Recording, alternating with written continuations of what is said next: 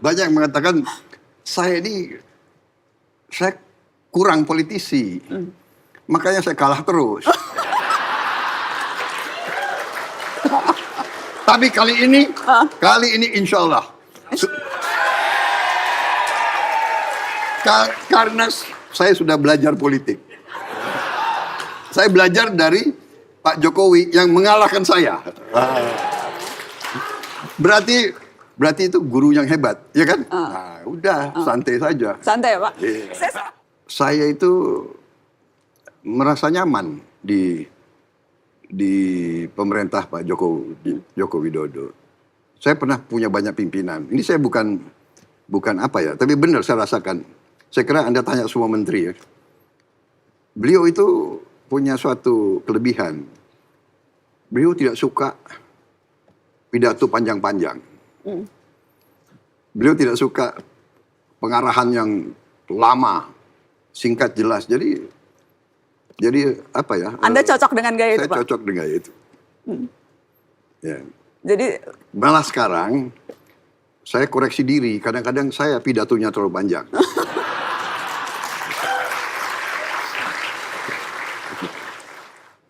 Presiden Jokowi sebetulnya punya perhatian yang besar.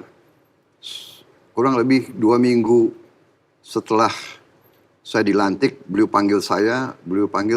sampaikan begini. Menhan, saya minta rencana jangka panjang. Tolong buatkan saya rencana utuh 25 tahun. Karena saya ingin bagaimana pertahanan kita untuk 25 tahun. Saya agak tertegun. Bayangkan ini ya, beliau bukan latar belakang militer, belum pernah dapat pendidikan militer, dan sebagainya. Beliau memberi tugas, memberi petunjuk, minta dibuatkan rencana 25 tahun. Saya tertegun, saya kembali, kita susun. Ya, dan memang negara sebesar kita, Mbak Najwa, negara sekaya kita, ini hakikatnya kita akan, dan kita selalu diganggu. Tidak sebagai presiden, tapi sebagai menteri pertahanan pun saya bisa bekerja untuk rakyat. Dan motivasi utamanya rekonsiliasi. Ya, saya kira itu sesuatu yang luar biasa, ya.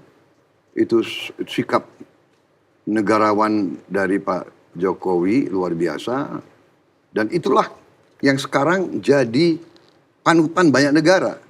100 orang, ada pemain cadangan, ya, ada pelatih, asisten pelatih, manajer, tukang bawa minuman, tukang pijit, one team.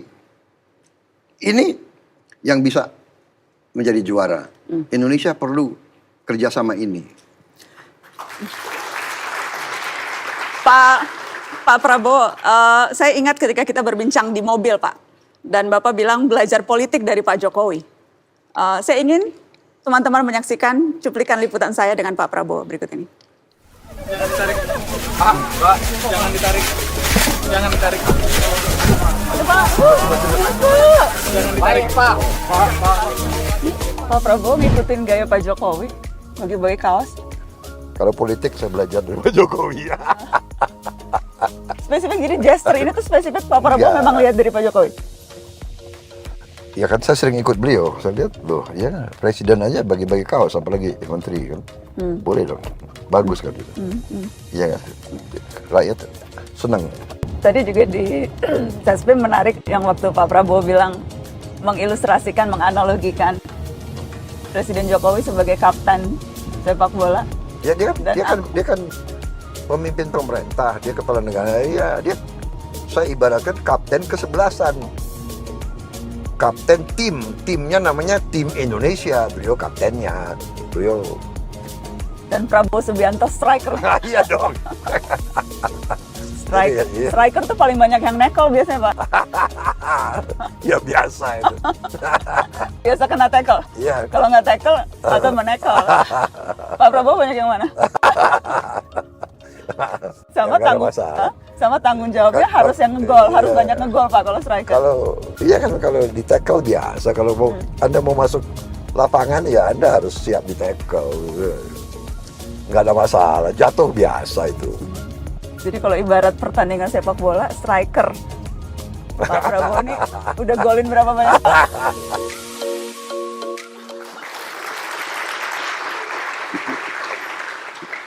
Belajar politik dari Presiden Jokowi. Bagaimana sih menggambarkan relasi Bapak dengan Presiden Jokowi saat ini, Pak? Jadi ya Mbak Najwa, ini ya hubungan antara manusia itu ada yang disebut oleh ahli psikologi atau ahli atau ilmuwan, itu ada suatu chemistry. Ada orang cocok dan ada orang nggak cocok. Anda paham ya? Ya. Jadi saya walaupun lawan dengan Pak Jokowi dari dulu ya, tapi kalau kita ketemu ya kita ada chemistry, kita cocok gitu loh. Ya gimana ya? Jadi itu nggak bisa dibuat-buat kalau menurut saya ya. Ya gitu aja. Ada orang yang kadang-kadang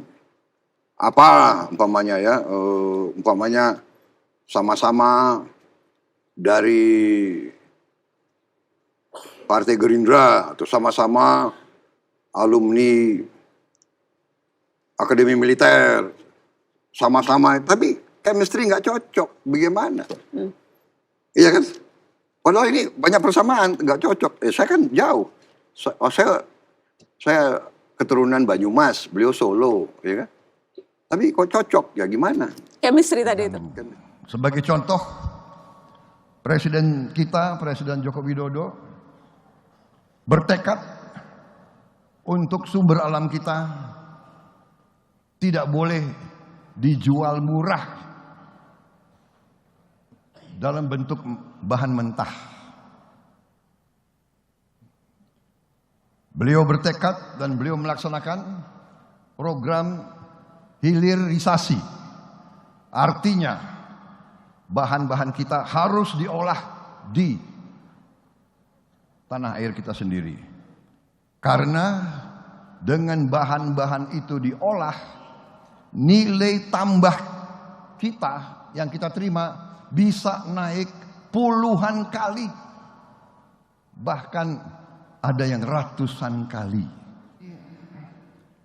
Saudara-saudara sekalian, strategi pembangunan yang sedang dilaksanakan oleh pemerintah di bawah kepemimpinan Pak Joko Widodo sudah benar, dan saya bertekad seandainya saya menerima mandat dari rakyat, saya akan teruskan strategi yang sudah benar ini.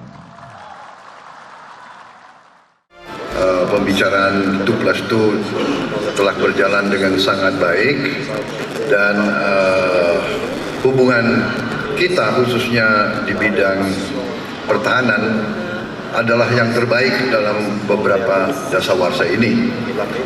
Presiden Joko Widodo telah memutuskan yang berarti hubungan ini akan berjalan untuk jangka waktu yang panjang, saling mendukung di berbagai fora internasional. Peningkatan hubungan di antara kedua negara di bidang pertahanan.